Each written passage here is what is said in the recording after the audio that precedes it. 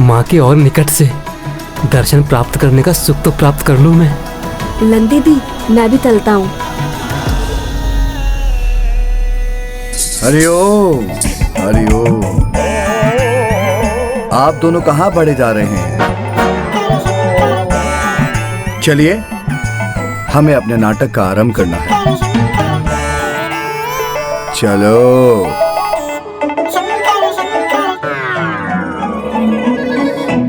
अर्थात माता को संशय तो था, किंतु एक बार पुनः उन्हें पिताश्री का वास्तविक परिचय ज्ञात होने से रह गया।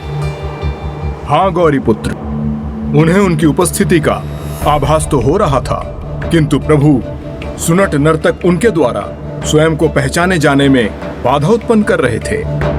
फिर शीघ्र वो दिव्य और अद्भुत संगीत नाट्य आरंभ हुआ। प्रभु सुनट नर्तक अर्थात आदि नट ने संसार के समक्ष अपना प्रथम अद्भुत नाट्य प्रस्तुत किया।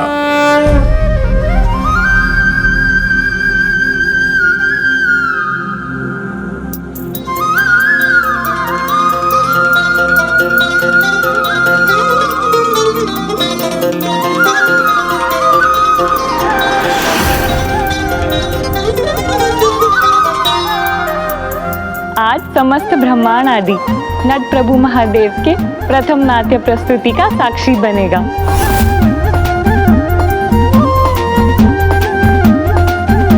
प्रभु महादेव ने अपने नाट्य हेतु कितने रुचिकर प्रसंग का चुनाव किया है, वो तो स्वयं अर्थात महादेव और श्री हरि नारायण दोनों के पात्र निभाएंगे। प्रभु के प्रथम नाट्य के दर्शक बनना तो हमारा सौभाग्य है।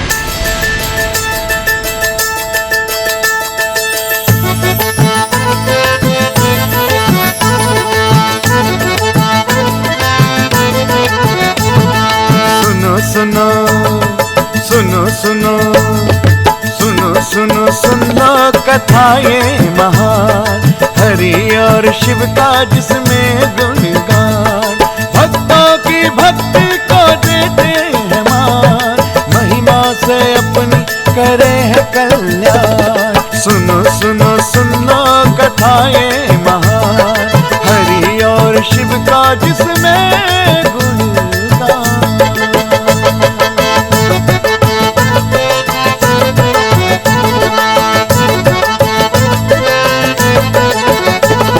बहुत पुरानी बात है ये, एक राक्षस था शक्तिशाली, वर पाने को जिसने शिव से तप करने की मन में ठानी। पद्मासन में तप शुरू किया, वर्षों तक भी ना सफल हुआ। वृक्षासन में एक पैर पे वो तब भीषण तप फिर करने लगा। ओम नमः शिवाय। स्वर पहुंचा जब कैलाश में तो शिव जी का टूटा ध्यान। और हो प्रसन्न सन्मुख उनके प्रगट हुए भगवान।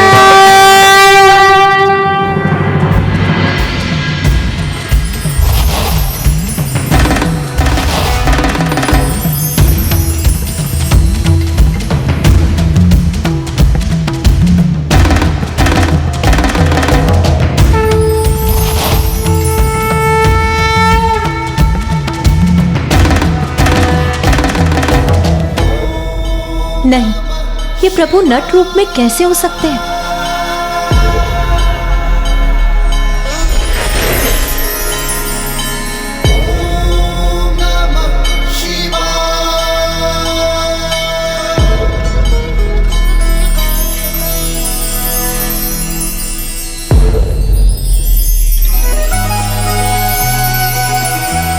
ये क्या हो रहा है मेरे साथ? मुझे वहां प्रत्येक पल मेरे प्रभु, मेरे महादेव ही क्यों दिखाई दे रहे हैं? सुनो सुनो सुनो कथा ये महान, हरि और शिव का जिसमें गुणगान।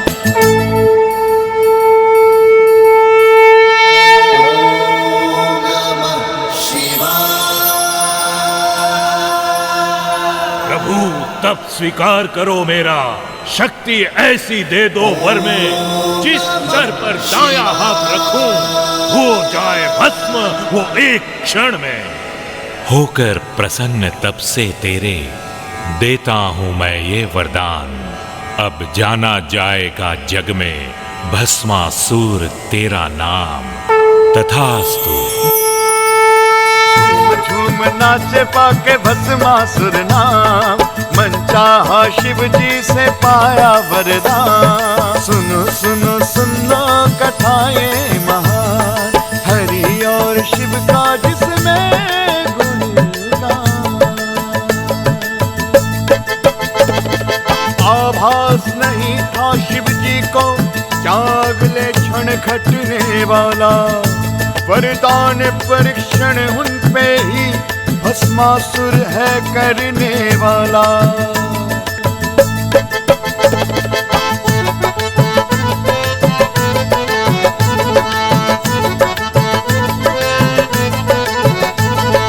प्रभु शंका मन को घेरे हैं, मैं किस पे अपना हाथ धरूं? सबसे पहले क्यों ना वर की मैं आपसे ही शुरुआत करूं। आके वर भस्मासुर मांगे प्रमाण, दौड़ रहे शिव जी बचा के अपने प्राण। आके वर भस्मासुर मांगे प्रमाण, दौड़ रहे शिव जी बचा के अपने प्राण। सुनो सुनो सुनो कथाएं महान, हरि और शिव का जिसमें गुणगान। भक्तों की भक्ति को देते हैं मान, महिमा से अपनी करे है कल्याण। सुनो सुनो सुनो कथाएं महान, हरि और शिव का जिसमें गुणगान। शरण ली नारायण की शिव ने, बोले प्राण बचाओ। भस्मासुर पीछे है मेरे, युक्ति कोई सुझाओ। लीला नारायण ने रची फिर महान, स्त्री बने मोहिनी का रूप ले भगवान।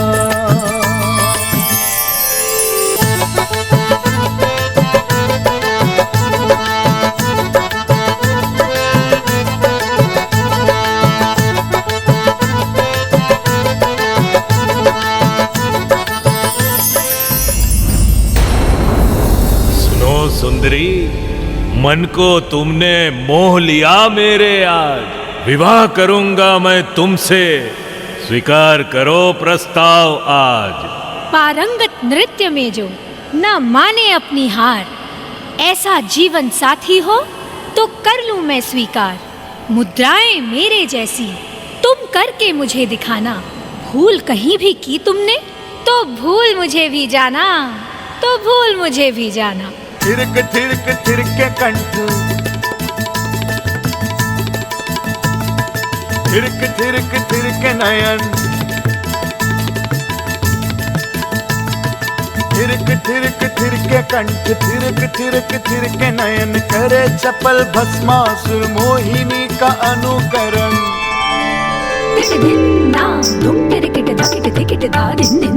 दादा किट दादा किट दादा किट दादा किट दादा किट दादा किट दादा किट दादा किट दादिन निंदा किट दा गेनदा ततगणान धातुन्ना कत ततगणान धातुन्ना कत ततगणान धातुन्ना कत धा दादर करता करता किट दाळ दा कळदन कळदन नाकिट ताक ततगणान दंता दादर करता कता कता कत ना ना ना ना गेदन गेदन गंदर करता गंतदा कता कता कत ना ना ना ना गेदन गेदन गंदर करता गंतदा कता कता कत ना ना ना ना गेदन गेदन गंदर करता गंतदा।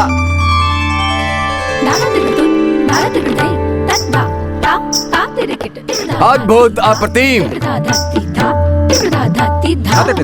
घंतरान दंता दादर करता दादर करता दादर करता दादर करता दादर करता दादर करता ताता तुन तुन तिता दिड़े ताता तुन तुन तिता दिड़े ताता तुन तुन तिता तिगदादिगदई तिगदादिगदई तिगदादिगदई तिगदादिगदई कतक दिगने दा तिन्ना कतक दिगने नगन नगन नग तेरे कट कतक दिगने दा कतक दिगने दा कतक दिगने दा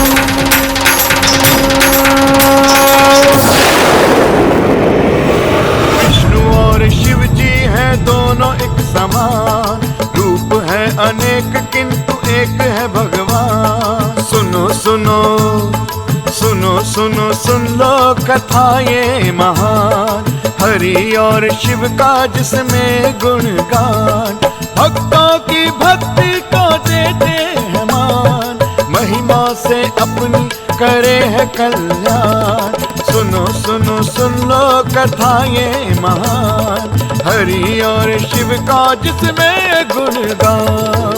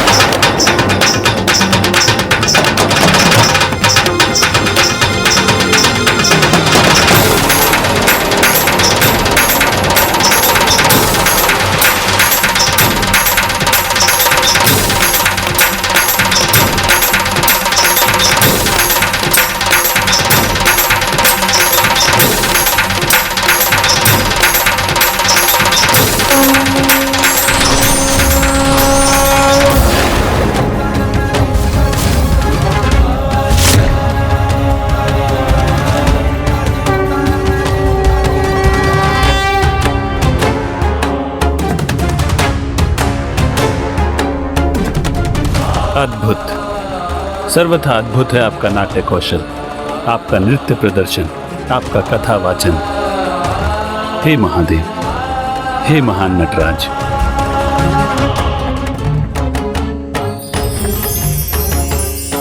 जय हो प्रभु नटेश्वर की। प्रभु नटेश्वर की जय हो।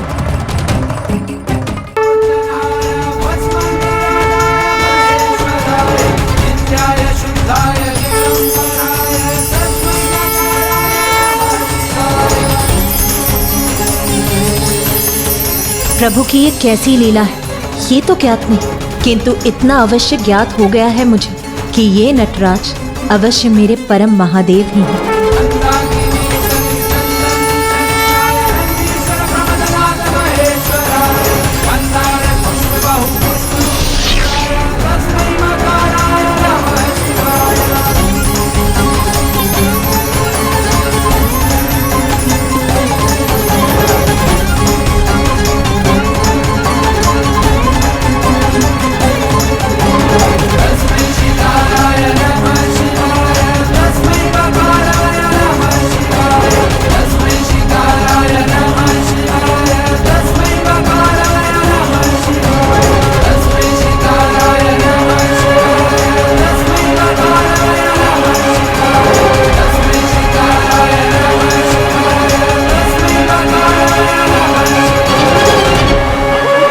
अप्रतिम, उत्तम, अद्वितीय,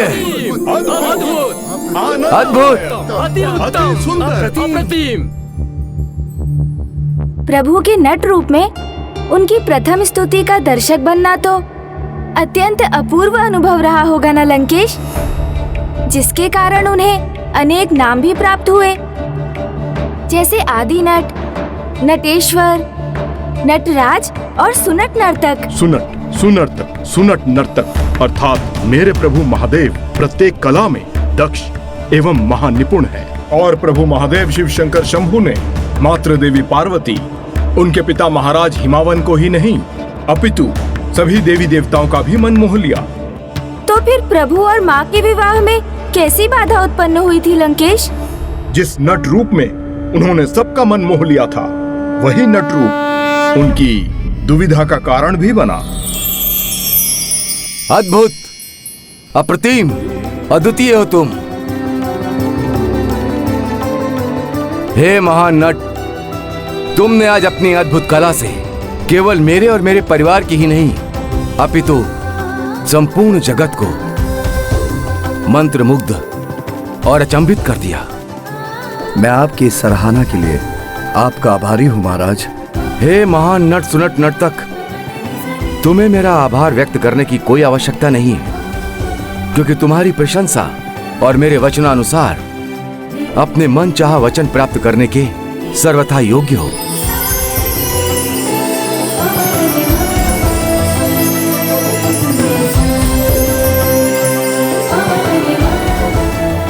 अब मुझे ये ज्ञात हो चुका है कि इन नट के रूप में ये मेरे स्वामी ही हैं। तो सभी के समक्ष प्रभु के वास्तविक परिचय को उजागर करने के पूर्व मुझे ये भी ज्ञात करना चाहिए कि उनकी इस लीला के पीछे क्या कारण है।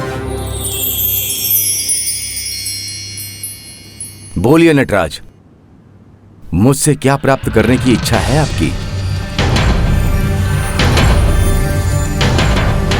आप जो भी इच्छा व्यक्त करेंगे वो अवश्य पूर्ण होगी। महाराज, मैं आपसे आपकी पुत्री देवी पार्वती से विवाह करने का इच्छुक हूं।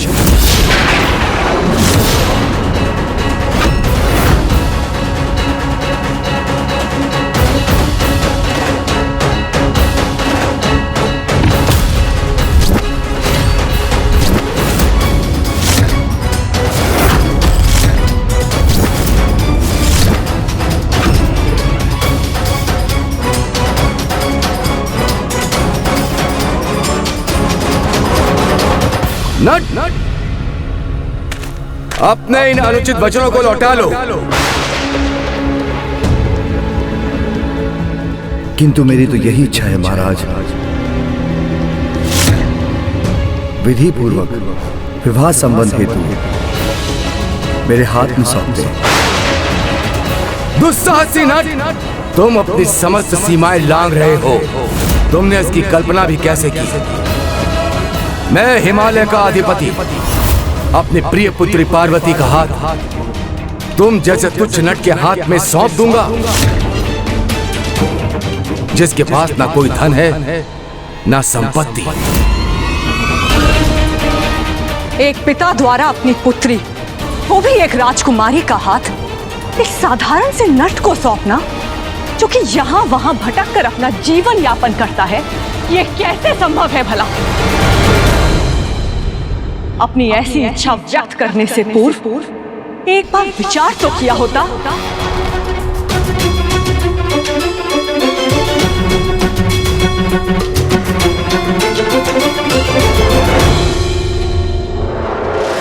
प्रभु, अब तो मुझे पूर्ण विश्वास हो गया है कि ये आपकी लीला है, किंतु आपकी इस लीला के पीछे आपका क्या आशय है? मुझे कोई संकेत तो दीजिए कि मुझे अब क्या करना चाहिए। मुझे आपने मेरी मनचाही इच्छा पूर्ण करने का वचन दिया था महाराज, इसलिए मैंने अपनी इच्छा व्यक्त कर दी। किंतु यदि आपके अनुसार मैंने अपनी सीमाओं को लांघा है तो मुझे क्षमा कर दीजिए। और अब यह आपकी इच्छा है कि आप अपना वचन पूर्ण करें अथवा नहीं। भले ही मुझे अपने वचन को भंग करने का भागी बनना पड़े, किंतु मैं तुम्हें अपनी पुत्री का हाथ कदापि नहीं सौंपूंगा, कदापि नहीं सौंपूंगा, कदापि नहीं सौंपूंगा।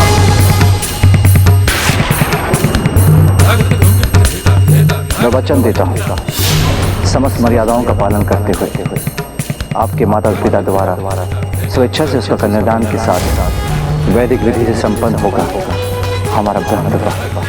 यदि मैंने अभी इस स्थिति में हस्तक्षेप किया तो बिना अनुमति के मेरा कुछ कहना पुत्री की मर्यादा के विपरीत होगा। यदि तुम्हारी कोई अन्य इच्छा होती तो मैं उसे अवश्य पूर्ण करता, किंतु तुम्हारी ये इच्छा पूर्ण करना मेरे लिए असंभव है।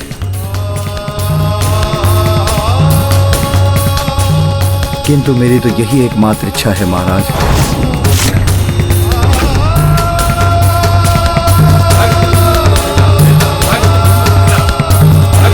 लंकेश, पिताश्री ने माँ को वचन दिया था कि वो ब्रह्म विवाह करने के उपरांत ही उनका सानिध्य प्राप्त करेंगे, किंतु उसके लिए जिसके लिए नानाजी महाराज हिमावन की अनुमति अनिवार्य थी, परंतु नानाजी तो इस विवाह के विरुद्ध थे। फिर उन दोनों का ब्रह्म विवाह कैसे संपन्न हुआ?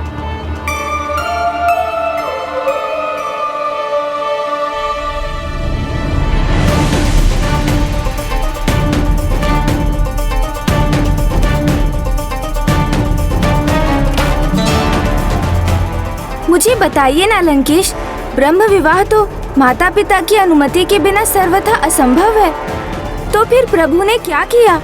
गौरी पुत्र, आप अपनी उत्सुकता में इतने विचलित हो रहे हैं, ये देखना मुझे भा तो नहीं रहा, किंतु आपको कुछ और समय प्रतीक्षा करनी ही होगी।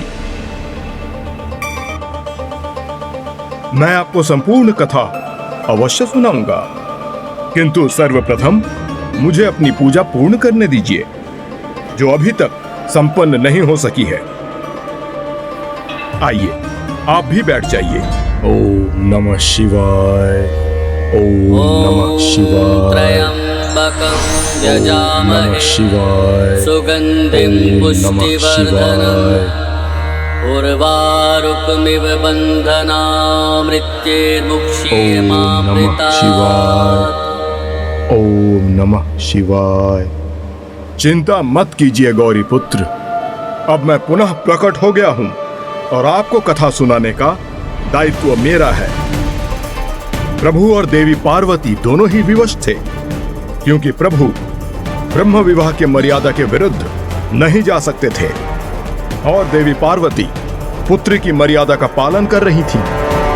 उधर दूसरी ओर महाराज हिमावन सुनट नर्तक का प्रस्ताव कदापि स्वीकार नहीं करने वाले थे। यदि मैंने तुम्हें इच्छा पूर्ण करने का वचन नहीं दिया होता तो इस दुस्साहस हेतु मैं तुम्हें उचित दंड देता।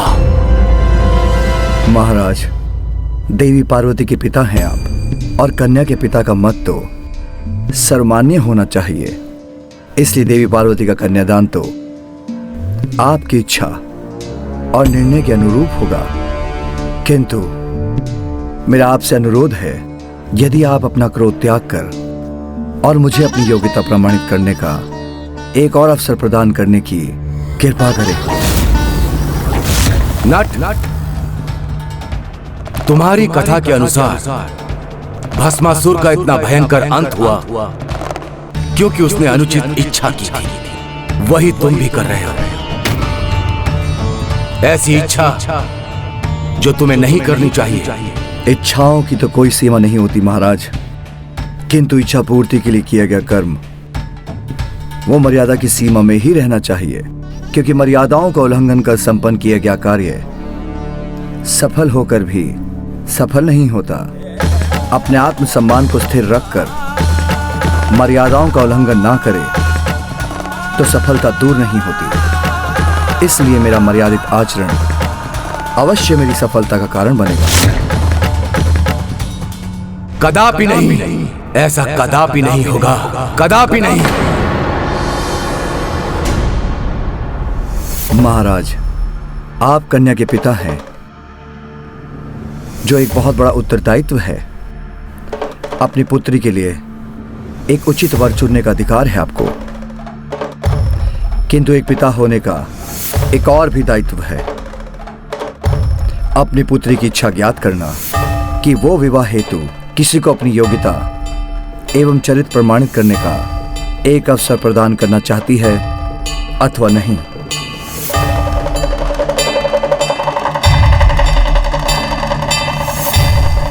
मैं अत्यंत कुपित हूं उस नट से, किंतु उसने उचित कहा कि मुझे पुत्री पार्वती को अपनी इच्छा व्यक्त करने की अनुमति अवश्य देनी चाहिए। कहीं महाराज इन नट के सुझाव को स्वीकार करने तो नहीं जा रहे हैं?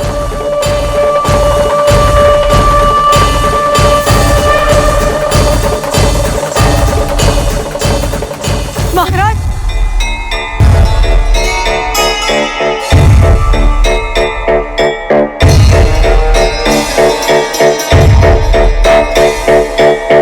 अर्थात प्रभु ने अपने सुनट नर्तक अवतार की लीला से नानाजी महाराज हिमावन के उदाहरण को माध्यम बना के संसार को ये सीख प्रदान की है कि यदि अपनी कन्या के लिए उचित वर का चुनाव करना एक पिता का दायित्व है, तो अपनी पुत्री की इच्छा ज्ञात करना भी एक पिता का कर्तव्य है।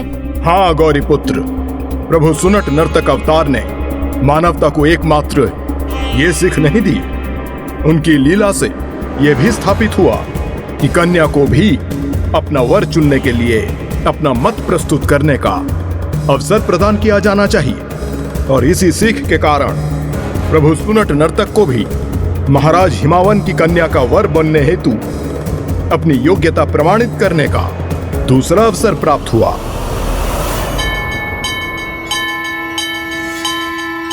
मेरी पुत्री तुम्हें एक अवसर और देना चाहती है, इसीलिए मैं तुम्हें अपनी योग्यता सिद्ध करने हेतु अनुमति देता हूं। महाराज, आपने मुझे अवसर दिया जिसके लिए मैं आपका आभारी हूं, अन्यथा मर्यादा की रक्षा हेतु मैं यहां से प्रस्थान कर चुका होता, क्योंकि मेरा विश्वास है किसी भी कार्य की संपूर्णता मर्यादित आचरण से ही प्राप्त हो सकती है। इसलिए विवाह का प्रस्ताव भी मर्यादित होना चाहिए। जो विवाह संपन्न करने हेतु 7 मुख्य मर्यादाओं का प्रथम एवं अत्यंत महत्वपूर्ण भाग है।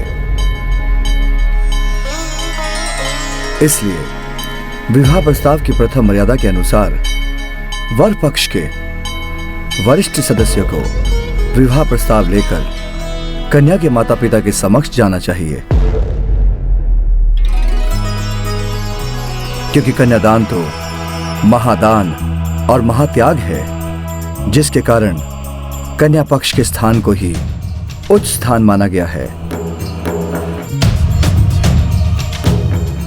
दूसरी मर्यादा, बड़ों का आदर सम्मान, क्योंकि दोनों पक्षों के वरिष्ठ सदस्य विशेष रूप से पितामह एवं पितामही यदि वो जीवित हैं तो उनके अथवा माता पिता के आशीर्वाद से ही ब्रह्म विवाह पूर्ण होता है। उनकी अनुमति और सहमति के बिना विवाह संपन्न अवश्य हो जाए, किंतु पूर्ण नहीं होता। तीसरी मर्यादा लेन देन से संबंधित है। विवाह का संबंध व्यापार के संबंध से नहीं जोड़ा जा सकता, इसलिए उसमें शुभकामनाओं के अतिरिक्त किसी भी प्रकार का लेन देन कदापि नहीं होना चाहिए। और जब वर पक्ष को वधू के रूप में गृह लक्ष्मी और वधू पक्ष को कन्यादान जैसा अतुलनीय महापुण्य प्राप्त हो, तो ऐसे शुभ कार्य में किसी भी अन्य का लेन देन होना तो सर्वथा अनुचित है।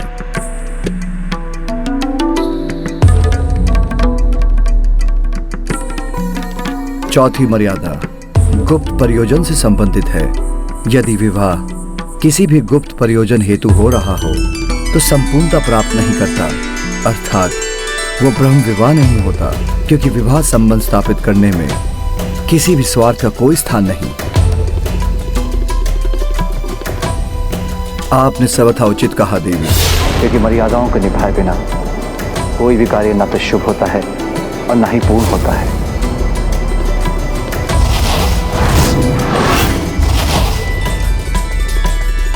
पांचवी और छठी मर्यादाएं निमंत्रण संबंधित है। मर्यादा के अनुसार विवाह निमंत्रण सदैव परिवार के वरिष्ठतम सदस्य की ओर से जाना चाहिए और प्रथम निमंत्रण प्रथम पूज्य विघ्नहर्ता गणेश जी को ही भेजा जाना चाहिए, क्योंकि विघ्नहर्ता होने के कारण वो शुभ कार्यों से सभी विघ्नों को दूर रखते हैं।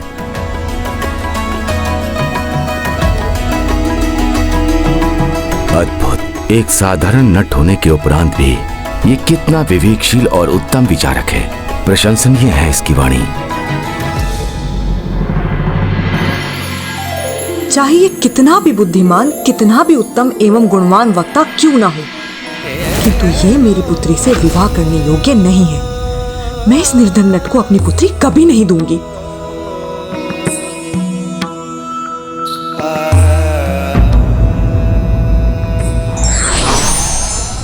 मर्यादित मनुष्य सदैव अनुशासन में रहता है और अनुशासन ही व्यक्ति के जीवन के प्रत्येक मार्ग में सहायक बन उसे महान भी बनाता है।